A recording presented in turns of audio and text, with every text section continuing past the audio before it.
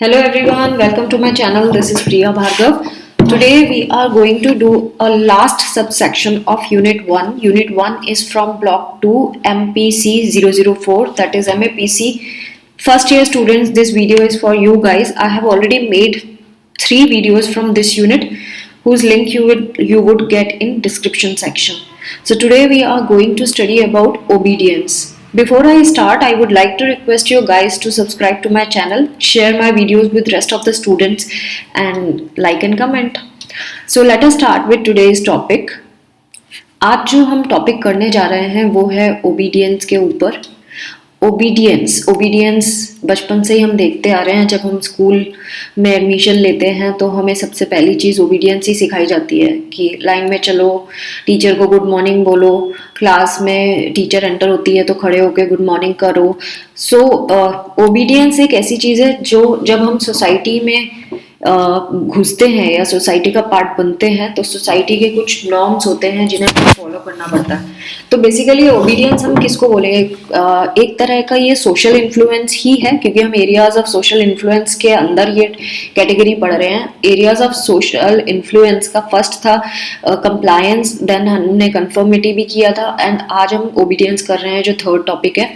सो obedience एक social influence है एक तरह का, जहाँ पे कोई भी इंडिविजुअल किसी ऐसी अथॉरिटी फिगर के कहने पर वो काम करता है जो अथॉरिटी फिगर उनको करने के लिए कहती है। अथॉरिटी फिगर अब कौन होती है? अथॉरिटी फिगर डिपेंड करता है कि हम किसके अंडर हैं या हमारे को कौन कंट्रोल करता है, वो हमारी अथॉरिटी फिगर होती है। यानी कि जब हम छोटे बच्चे होते हैं तो हमारी सारी ज़रूरतें पूरे करने वाले हमारे पेरेंट्स होते हैं, तो यानी हमारी अथॉरिटी फिगर हो गई हमारे माता पिता। जब हम थोड़े बड़े होते हैं, स्कूल में एडमिशन लेते हैं, तो स्कूल में अथॉरिटी फिगर प्रिंसिपल, टीचर्स हो जाते हैं। कोई भी हमसे बड़े लोग अथॉरिटी फिगर हो जाते हैं जिनकी हमें बात मानते हैं हम, और हमें मानना पड़ता है, क्योंकि अगर हम नहीं मानेंगे तो हमें पनिशमेंट भी मिल सकती है। तो ओबीडियंस वो चीज़ है कि जहाँ पे हमें किसी भी पर्सन या किसी भी ऑर्गेनाइजेशन में चलने वाले रूल्स रेगुलेशंस को फॉलो करना पड़ता है, और आपको जब कुछ करने के लिए बोला जाता है तो हमें करना पड़ता है।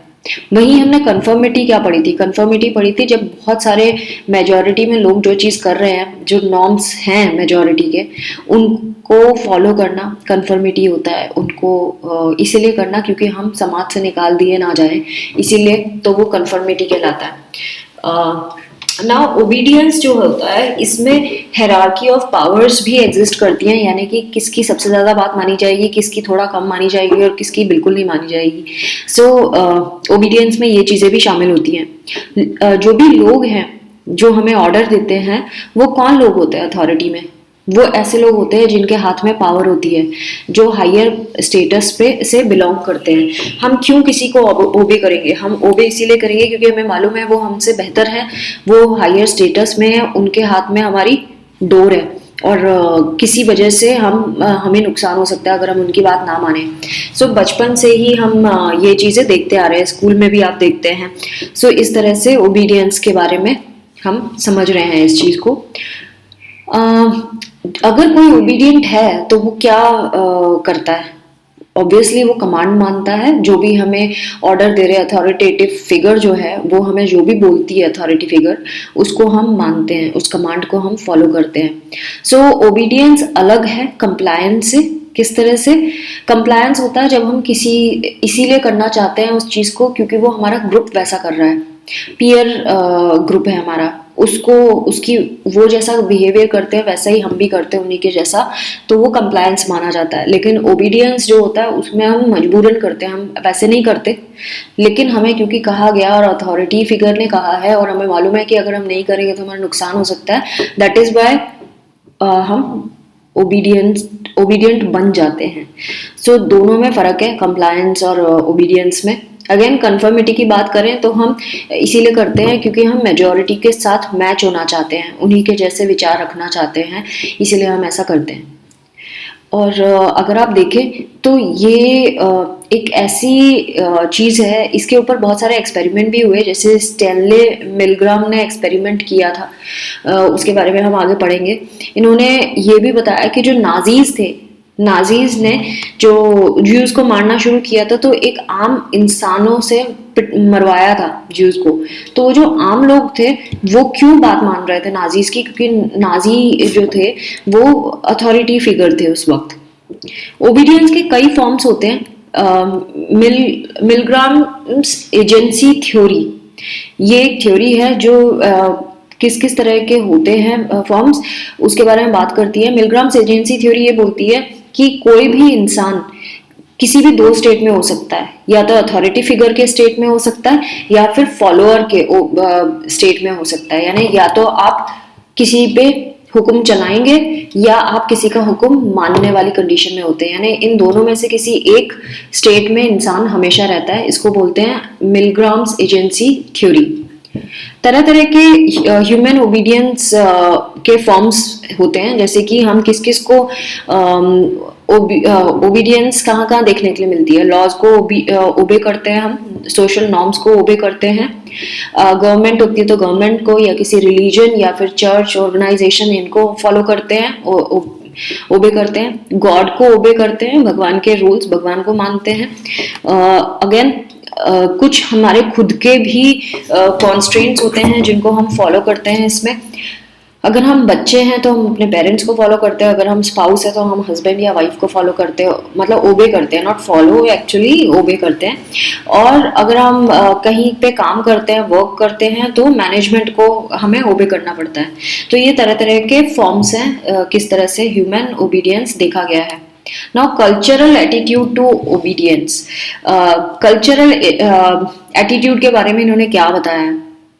हमारा जो ट्रेडिशनल कल्चर्स हैं उसमें ओबीडियंस को एक वर्च्यू माना गया है, एक ब्लेसिंग की तरह से माना गया है, एक पावर के फॉर्म में माना गया है। हिस्टोरिकली भी ये देखा गया है कि हम अपने एल्डर्स को ओबे करते हैं, जो स्लेव होगा वो उसके मालिक को फॉलो करेगा, इस तरह से जो राजा होगा राजा को फॉलो करेंगे बाकी के लोग।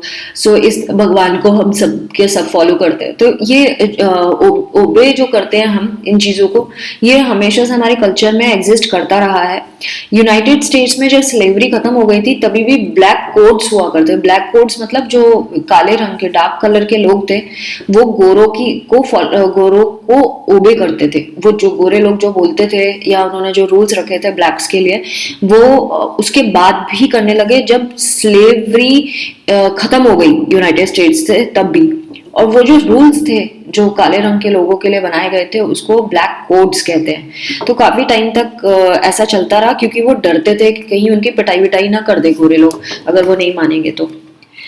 क्रिश्चियन वेडिंग्स में भी हमने देखा है कि वहाँ जो ब्राइड की जब ये जो वेडिंग होती है, वेडिंग वोज में ऑनर लव के अलावा ओबीडियंस को भी एक वेडिंग वो माना गया है। लेकिन फिर जब आगे बहुत सारे मूवमेंट्स चले, जैसे फेमिनिस्ट मूवमेंट्स हो गए, विमेंस सफरेज हो गया। विमेंस सफरेज एक ऐसा मूवमेंट था जिसमें औरतों ने वोट डालने के हक के लिए लड़ाई लड़ी थी, उसको बोलते हैं विमेंस सफरेज मूवमेंट। सो इसमें उन्होंने ये बोला था कि अगर मेल्स को हक है वोट डालने का तो फीमेल्स को क्यों नहीं है। तो उसके लिए जो मूवमेंट चला था उसको विमेंस सफरेज कहते हैं, वोटिंग के लिए। सो अब जो क्रिश्चियंस में ये जो वोट्स थे ऑनर लव और ओबीडियंस, अब ये ऑप्शनल हो गया है कि ओबीडियंस आप रखना चाहते हैं उस वो में कि नहीं। नाउ और फर्स्ट वर्ल्ड वॉर और सेकंड वर्ल्ड वॉर में हमने एक और चीज देखा था, डेमोसाइड्स एंड जीनोसाइड्स। अब डेमोसाइड्स एंड जीनोसाइड्स का क्या मतलब होता है? डेमोसाइड का मतलब होता है जब कोई गवर्नमेंट मास किलिंग कर दे, बहुत सारे लोगों को या एक इंसान को मार दे, जो लोग पावर में हैं वो मार दे, स्पेशली गवर्नमेंट, तो उसको डेमोसाइड कहते हैं। जीनोसाइड का मतलब होता है जब एक पर्टिकुलर कास्ट के लोगों को मारना शुरू कर दे या एक पर्टिकुलर जीनोटाइप के लोगों को मारना शुरू कर दे। यानी जैसे कि ज्यूज करते थे, ज्यूज के साथ होता था वो। सो वो इस कैटेगरी में आते हैं। सेकेंड वर्ल्ड वॉर में ये चीजें थी। सो ओबीडियंस जो था इसमें देखा गया कि ये डिजायरेबल क्वालिटी थी वेस्टर्न कल्चर में। लेकिन अब जो सिविल राइट्स जब हुए और बाकी प्रोटेस्ट हुए, बाकी मूवमेंट्स हुए second half of 20th century के टाइम पे, तो इस चीज में बहुत ज्यादा रिडक्शन आ गया। अब ओबीडियंस को अच्छा नहीं माना जाता वेस्टर्न कल्चर में, ज्यादा रेस्पेक्ट दिया जाता है इंसान के खुद के एथिकल जजमेंट को, जो उनके मॉरल डिसीजन पे बेस्ड होगा। Obedience training of human beings की अब बात करेंगे।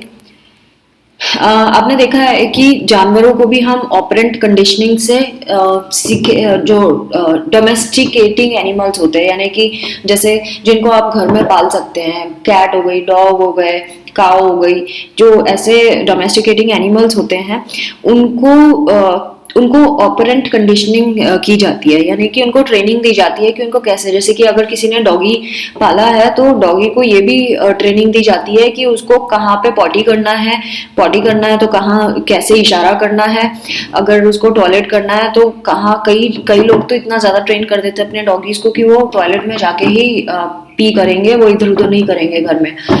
सो ये ऑपरेंट कंडीशनिंग से सिखाया जाता है, उनको पनिशमेंट दी जाती है जब वो काम नहीं करते जो उन्हें करने के लिए बोला जाता है, या फिर उनको रिवार्ड के थ्रू सिखाया जाता है, इसको बोलते हैं ऑपरेंट कंडीशनिंग। तो इस तरह से जानवर सीख जाते हैं। ह्यूमंस के साथ भी ये चीज हुआ है। जो एडल्ट जो किस तरह से रूल्स ओबे करना सीखते हैं, हम बचपन से ही देखते आ रहे हैं। हम जब तक बड़े होते हैं तब तक हम बहुत सारी चीजें सीख गए होते हैं, क्योंकि हमारे माता पिता ने हमें जैसे भी करके सिखा दिया होता है। जब हम एडल्ट होते हैं तो बहुत सारा हमारा बिहेवियर चेंज हो गया होता है।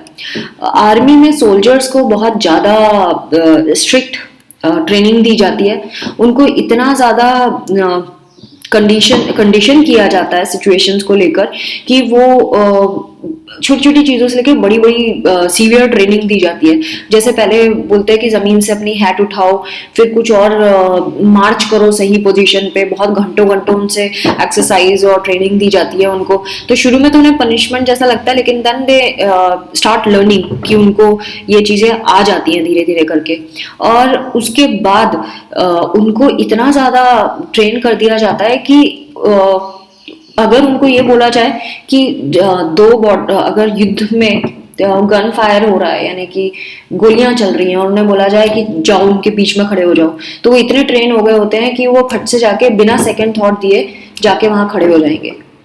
इतनी स्ट्रिक्ट ट्रेनिंग सोल्जर्स को दी जाती है कि उनको सिर्फ अपने भारत माता के सिवा और कुछ नहीं सूझता। Now experimental studies of human obedience. Human obedience की एक्सपेरिमेंटल स्टडीज क्या हुई? मिलग्राम का एक्सपेरिमेंट किया गया, स्टैनफोर्ड का प्रिजन एक्सपेरिमेंट था, जो बहुत ज्यादा स्टडी किए जाते हैं ह्यूमन ओबीडियंस को लेकर, और हॉफलिंग का हॉस्पिटल एक्सपेरिमेंट। ये 3 एक्सपेरिमेंट है जो हम अभी आगे पढ़ने वाले हैं वन बाय वन।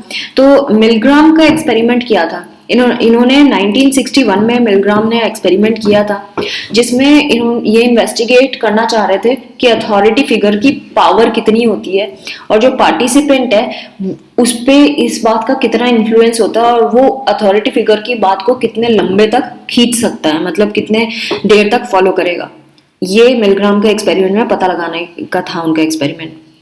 सो उन्होंने इस एक्सपेरिमेंट से क्या पता लगाया? उन्होंने ये पता लगाया कि ज्यादातर जो वॉलेंटियर्स थे वो ओबे करते हैं ऑर्डर्स को, इवन इलेक्ट्रिक शॉक देने का भी हो तो भी करते हैं, और वो तब तक ओबे करते हैं जब तक कि इंसान बेहोश ना हो जाए या फिर मर ना जाए। सो ओबीडियंस जो है ये एक बेसिक ट्रेट है ह्यूमंस का, जो बहुत ज्यादा हमारे अंदर घुसा हुआ है, इनग्रेन्ड है हमारे बिहेवियर में। सो ये जो एक्सपेरिमेंट है येल यूनिवर्सिटी में किया गया था, जहाँ पे 1000 पार्टिसिपेंट लिए गए थे, और जो पार्टिसिपेंट थे वो अलग अलग बैकग्राउंड से थे। वो एक ही सिर्फ जॉब नहीं करते थे, तरह तरह के जॉब करने वाले लोग थे।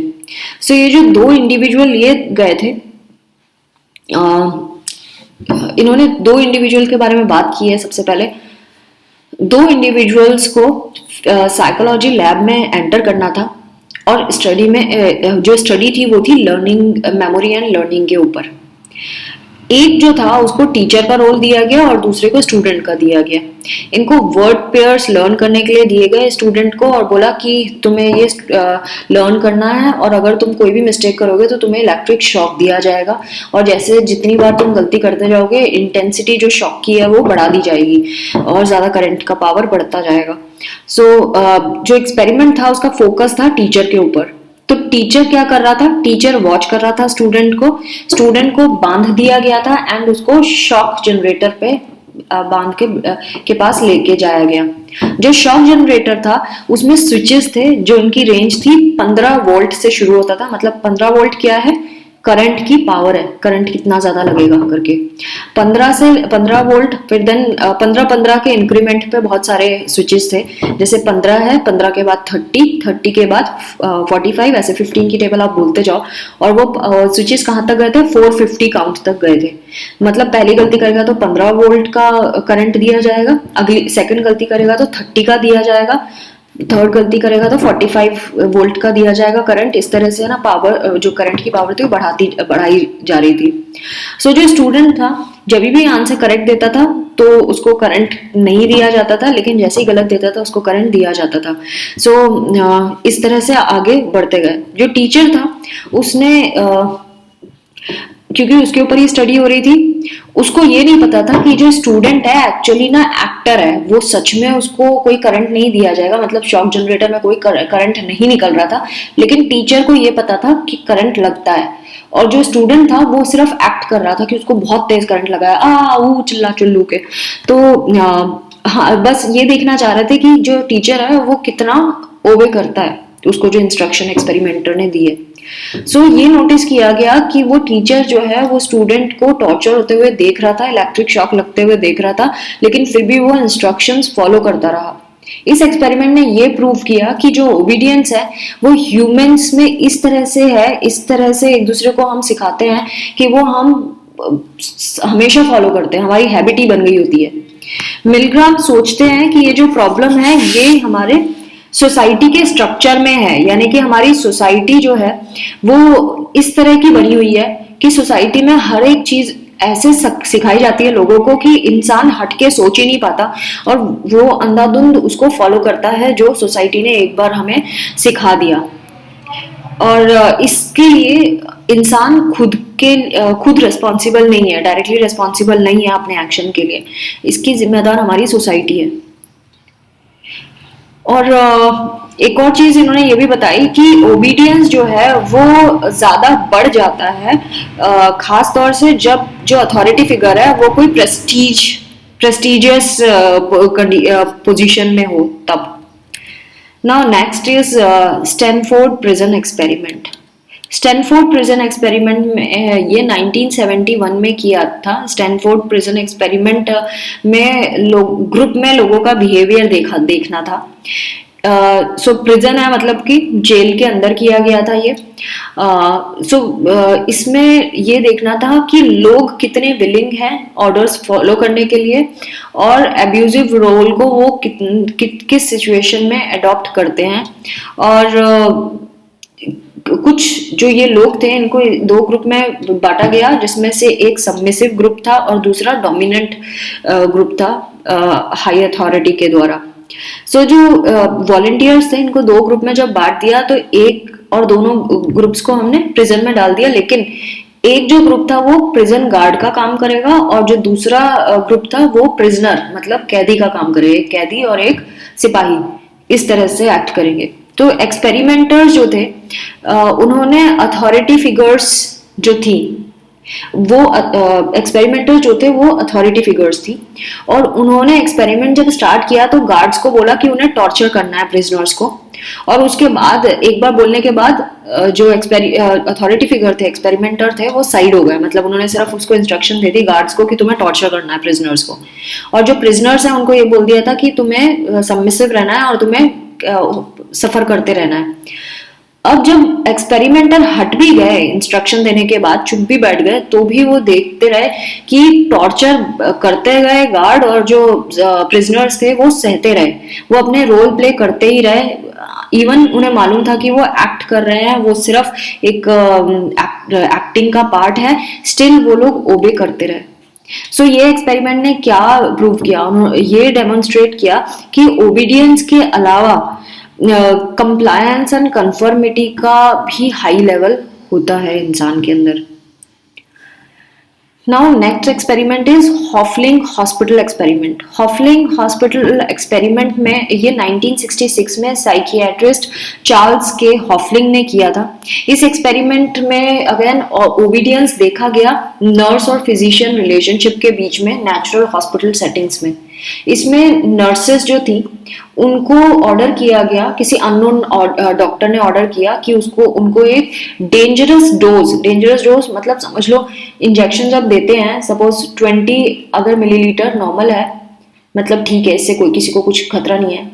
अगर उसको डेंजरस जोन में लाना है तो सपोज 40 कर दिया या 80 कर दिया तो वो डेंजरस डोज माना जाता है। इस तरह से, मतलब एक एग्जांपल दे रही हूँ मैं। आई एम नॉट सेइंग कि 80 mg का मतलब यही होता है या मिलीलीटर का 80 मिलीलीटर का मतलब डेंजरस होता है। I am just giving you an example कि सपोज अगर 20 नॉर्मल है एंड 80 डेंजरस कैटेगरी में आता है, तो वो जो नर्सेज हैं उनको किसी अननोन डॉक्टर ने बोला कि डेंजरस डोज मतलब 80 मिलीलीटर डाल दो पेशेंट के अंदर। और लेकिन नर्स को नहीं पता था कि वो उसके ऊपर स्टडी की जा रही है या वो एक्सपेरिमेंट का एक पार्ट है। सो ये नोटिस किया गया उस हॉस्पिटल में कि 22 में से 21 नर्सेज ने बिना दिमाग लगाए एडमिनिस्टर कर दिया वो वाला ड्रग। सो इसका मतलब ये है कि इतना ज्यादा ओबीडियंस होता है कि उन्होंने ये इस बात का भी ध्यान नहीं दिया कि ड्रग जो है वो डेंजरस लेवल पे एडमिनिस्टर किया जा रहा है और हॉस्पिटल में ये अलाउड नहीं है। नाउ आगे हम करेंगे फैक्टर्स दैट इंक्रीज ओबीडियंस। ऐसे कौन कौन से कारण हैं जिस वजह से हम ज्यादा लोगों को ओबीडियंट करते हैं, हम किन कंडीशन में हम ज्यादा ओबीडियंट बनते हैं। पहला है कि जब कोई पर्सन अथॉरिटी फिगर जो है वो अथॉरिटी फिगर होनी चाहिए, मतलब अथॉरिटी फिगर ने हमें वो कमांड दी है तो हम उसको फॉलो करेंगे। सेकंड, जो एक्सपेरिमेंट्स है वो प्रेस्टिजियस इंस्टीट्यूशन में अगर किया गया है। थर्ड, जो अथॉरिटी फिगर है वो अगर रूम में प्रेजेंट है तो हम ओबे करते हैं। देन अगर फोर्थ, जब लर्नर किसी और रूम में है तो भी वो फॉलो करता है। ये वाला फोर्थ पॉइंट तो मुझे पता ही नहीं चला कि ये कहना क्या चाहते हैं, learner was in another room, कैसे पता नहीं। फिफ्थ है जो सब्जेक्ट है, अगर उसने दूसरों को डिसोबे करते हुए नहीं देखा तो वो ओबे करेगा। मतलब सपोज मुझे बोला गया कि तुम्हें ये काम करना है तो मैं वो कर दूंगी अनलेस मुझे पता है कि जब कि बाकी लोग भी फॉलो कर रहे हैं, यानी बाकी लोग ओबे करते हैं तो हम भी करते हैं। और अगर हमने किसी को डिसोबे करते हुए नहीं देखा तो भी हम करते हैं। सो एवरीडे सिचुएशन जो होती है, लोग ऑर्डर्स को ओबे करते हैं। क्यों करते हैं? क्योंकि उनको या तो रिवार्ड मिलना होता है या फिर वो निगेटिव कॉन्सिक्वेंसेस जो डिसोबे करने पर होंगे उसको अवॉइड करना चाहते हैं, या फिर वो अथॉरिटी फिगर को पे बिलीव करते हैं, वो मानते हैं कि वो जो पर्सन है, जिस अथॉरिटी फिगर है, वो वाकई सही इंसान है जिसको फॉलो करना चाहिए। और एक्सट्रीम कंडीशंस पे भी हम फॉलो करते हैं जब उन्हें पता है कि इवन वो तभी भी फॉलो करते हैं जब उनसे ये एक्सपेक्ट किया जाता है कि भाई आज तो तुम रूल तोड़ ही दो। लाइक सपोज किसी का कोई गुंडे घुसे हैं तो भी हम गुंडों को नहीं पीटेंगे, जबकि उस टाइम गुंडों को पीटना बहुत जरूरी होगा। क्यों? क्योंकि हमें मालूम है कि नॉन वायलेंस, हमें किसी को मानना नहीं चाहिए। तो एक्सट्रीम कंडीशन में भी कभी कभी हम ओबे करते हैं रूल्स को। सो सीवियर फैक्टर्स जो हमें ओबीडियंस करने के लिए उकसाते हैं, मतलब एक्सट्रीम कंडीशन में हम कब ओबे करते हैं। हम एक्चुअली जब हम ओबे करते हैं तो हम ये मान के करते हैं कि जो जिम्मेदारी है इस एक्शन की, हमारे बिहेवियर की जिम्मेदारी अथॉरिटी फिगर के ऊपर है। क्योंकि हमें मालूम है हम नहीं फंसेंगे, अगर कुछ हम ओबे भी कर रहे हैं, हम उसको अथॉरिटी फिगर की बात को ओबे कर रहे हैं और अगर इसके कोई नेगेटिव कॉन्सिक्वेंसेस होंगे तो जिम्मेदार कौन होगा? Authority figure. इस वजह से हम ओबे करते हैं। या फिर हम इसीलिए करते हैं कि वो हमारा रूटीन बन गया है, मतलब हम ऐसे ही चलते हैं, हमारी जिंदगी ऐसे ही बन गई है करने वाली। तो हम जब हमारे रूटीन में वो हैबिट डाल लेते हैं तो हम वो ओबे करते रहते हैं।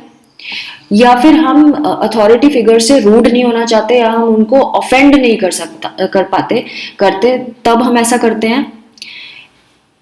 हम पहले तो कमांड फॉलो करते हैं एंड फिर उसके बाद धीरे धीरे क्या होता है कि हम और बड़ी कमांड्स फॉलो करने लगते हैं, हम कंपेल हो जाते हैं और डिफिकल्ट कमांड्स को फॉलो करने के लिए। इस तरह की जो हमारी प्रॉपर्टी होती है कि हम पहले छोटी कमांड को फॉलो करते हैं एंड उसके बाद फिर ओबे करते हैं एंड देन फिर धीरे धीरे हम बड़ी कमांड्स को भी ओबे करने लगते हैं, इसको बोलते हैं एंट्रैपमेंट हो जाता है। और इसका एक और नाम है जो हम पहले पढ़ चुके हैं, foot in the door phenomena, कि हम पहले छोटी चीज डिमांड को पूरा करते हैं एंड देन बड़ी डिमांड को पूरा करते हैं। सो एक्सपेरिमेंट्स ने हमें ये शो किया है कि एक आम इंसान जो होता है वो काफी लंबे तक जा सकता है अथॉरिटी फिगर के कहने से, और नो मैटर मॉरल डिलेमा हो रहा हो तो भी, मतलब उसको चाहे अंदर से मन कह रहा हो नहीं नहीं नहीं मत कर मत कर मत कर, लेकिन अथॉरिटी फिगर ने बोला तो वो कर देगा। तो friends, this was all about obedience जो आज हमने इस वीडियो में कवर किया। आई होप आपको मेरे वीडियोस समझ आते हैं और they are serving the purpose. मुझे बहुत सारा फीडबैक मिला, जैसे कि एग्ज़ाम फरवरी में अभी फिनिश हुए हैं तो स्टूडेंट्स ने मुझे पर्सनली बताया है, कमेंट भी किया है कि उनको बहुत फ़ायदा हुआ इन वीडियोस से, एंड यही मेरा पर्पस था कि सबको समझ आए और अच्छा करें अपनी लाइफ में। So thanks for watching. इनको शेयर करना मत भूलिए प्लीज़, क्योंकि बहुत ज़रूरी है कि हमारे देश के हर एक कोने तक लोग अच्छी चीज़ें सीखें और सही चीज़ें सीखें। सो मेरा ये इस एम में मेरी हेल्प करें और ज़्यादा से ज़्यादा लोगों के बीच में ये वीडियो शेयर करें। सब्सक्राइब करना ना भूलें मेरे चैनल को, और लाइक और कमेंट करिए। Thanks for watching. Take care of yourself. Bye bye.